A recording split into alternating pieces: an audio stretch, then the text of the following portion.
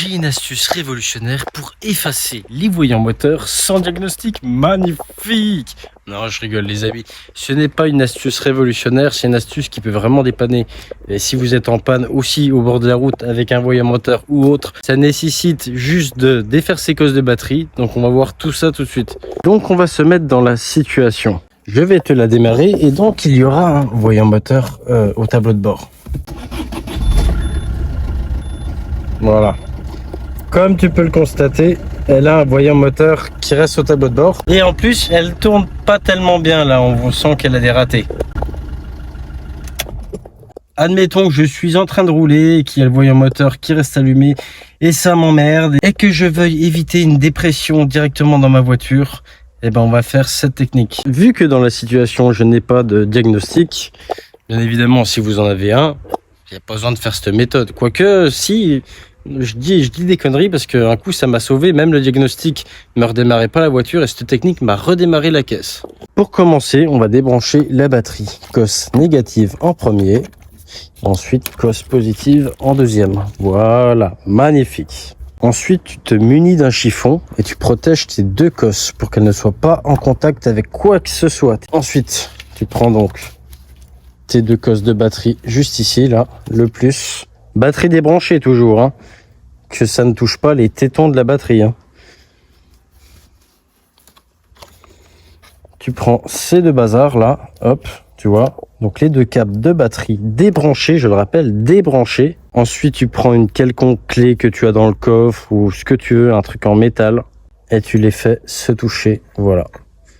Allez, on va dire environ 5-10 minutes. Je le rappelle, toujours batterie débranchée. Ne faites surtout pas ça si vos deux COS sont sur les tétons de la batterie. Sinon, ça va vous faire un arc et ça peut vous griller vos calculateurs BSM et tout ce qui s'ensuit. On fait aussi bien attention que toutes les portes soient bien fermées, etc. Que les vitres soient bien remontées.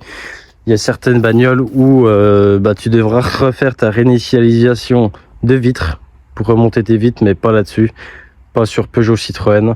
Et bien évidemment, tu vas perdre ton code autoradio en débranchant ta batterie, forcément. On va regarder qu'il n'y a plus de jus, hop.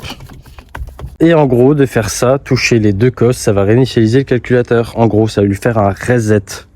Et donc, tout ce qui est voyant fugitif, voyant moteur fugitif, en gros, c'est un voyant qui va s'allumer, admettons, tu as un capteur qui est en défaut, un mauvais signal, et tu auras ton voyant moteur d'allumé, mais ça ne veut pas dire que tu as cette panne. Par contre, si c'est un voyant permanent, admettons un injecteur ou quoi que ce soit, et là, ton défaut reviendra au tableau de bord dès que tu vas rerouler.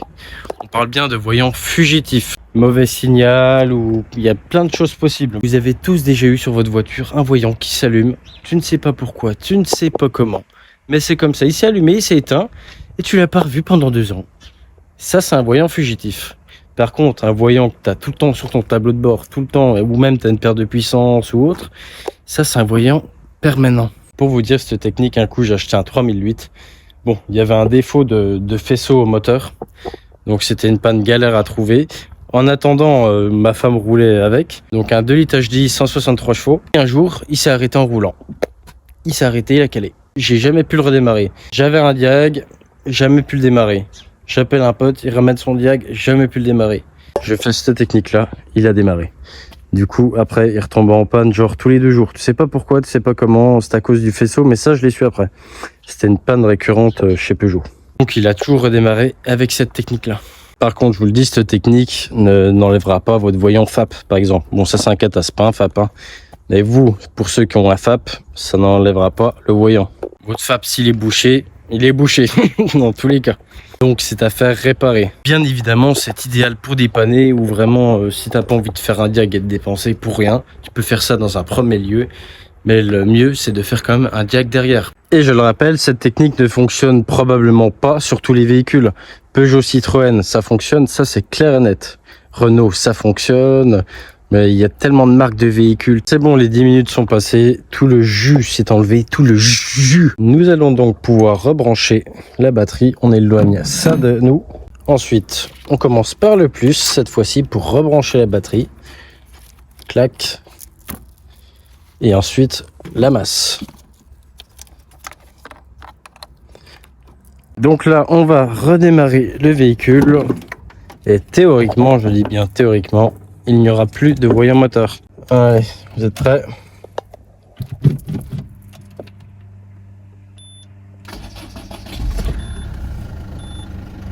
Magnifique. Donc voilà, c'était un défaut fugitif. Et si c'est un défaut permanent, le voyant reviendra. Donc ce qui dit permanent dit panne. Donc derrière, faire un diag et vraiment trouver la panne et faire réparer. Quand c'est des voyants fugitifs comme ça, ou que tu peux effacer, c'est qu'il y a eu un mauvais signal, un mauvais truc comme ça. Ce n'est pas obligatoirement une pièce à changer qui est HS, etc. Ça peut être de la poussière dans un capteur, ça peut être plein de choses. L'avantage sur ma C3, c'est qu'il n'y a pas de code sur l'autoradio, par exemple. Voilà. Sinon, il biperait bip, bip. Bon, après en soi c'est pas trop grave, hein, même si vous avez plus le code de votre autoradio, vous allez dans votre concession, en général ils vous le donnent gratuitement selon les concessions, mais ou sinon derrière il y a une étiquette sur le poste et puis vous pouvez trouver le code grâce à ça. Dites-moi ce que vous pensez de cette technique, sûrement beaucoup connaissaient déjà, hein. Je le répète, c'est pas une solution miracle, c'est pas une solution qui répare votre véhicule, on parle bien de voyant fugitif, donc voyant aléatoire. Si c'est un défaut permanent, eh ben, le voyant reviendra. Et comme je le répète, ça peut vous sauver. Pareil, un coup, une 308, je tombais en panne sur un national, problème de BSM, j'entendais le BSM clac, clac, clac, clac, clac, à moitié daubé. J'ai fait cette technique, j'ai pu redémarrer, la ramener chez moi. Et heureusement, je l'ai ramenée chez moi, j'ai essayé de la redémarrer du coup, elle ne démarrait plus. Ça m'a évité de payer une dépanneuse. C'est vraiment une technique toute simple. Bien faire attention, surtout de ne jamais mettre quelque chose qui touche les deux. Mais quand il y a la batterie, faut surtout pas. Il faut faire ça, cosse enlevée, hors batterie, éloigner vraiment la batterie. Protéger la batterie, protéger les deux tétons de batterie. Je le répète, sinon ça va vous faire tout drôle. Vous pouvez griller BSM, calculateur, faire un arc sur la batterie. Donc voilà les copains, dites-moi ce que vous en pensez en commentaire. Pareil, ça peut t'aider si tu as une grosse perte de puissance d'un coup, tu fais cette technique. Après, tu vas retrouver ta puissance, mais bien évidemment, si tu as une perte de puissance, en général, c'est permanent et du coup, après, ton voyant moteur va se rallumer et tu auras de nouveau ta perte de puissance. C'est vraiment pour se dépanner et pour les défauts fugitifs. Et d'ailleurs, les copains, est-ce que ça vous intéresserait de savoir en combien de temps un moteur casse sans huile, par exemple? Combien de temps un moteur sans huile du tout dedans casse à 80 km/h? Dites-moi ça en commentaire si ça vous intéresse. Je vous la fais dimanche. Allez, bisous. Est-ce que la Citroën C3 monte à 200 km/h, 70 chevaux, 1 litre HDI? On va voir ça tout de suite. On va voir si c'est une belle merguezerie ou pas. Bien évidemment, on va quand même respecter le temps de chauffe. C'est quand même ma fidèle C3. Hein. Et hop, démarrage. Magnifique. Elle est neuve, la chiotte. Bon, on va attendre un petit peu qu'elle chauffe quand même, tu vois. Oh, non. Hop.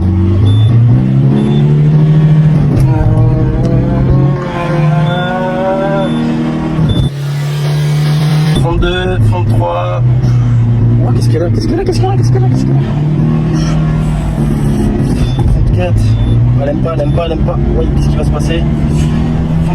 Ah, ça va casser. 35, je suis en 5ème, les gars. Ah, 239 km/h. Je suis quand même déçu, elle a même pas eu le temps de chauffer, regarde, il n'y a même pas un trait.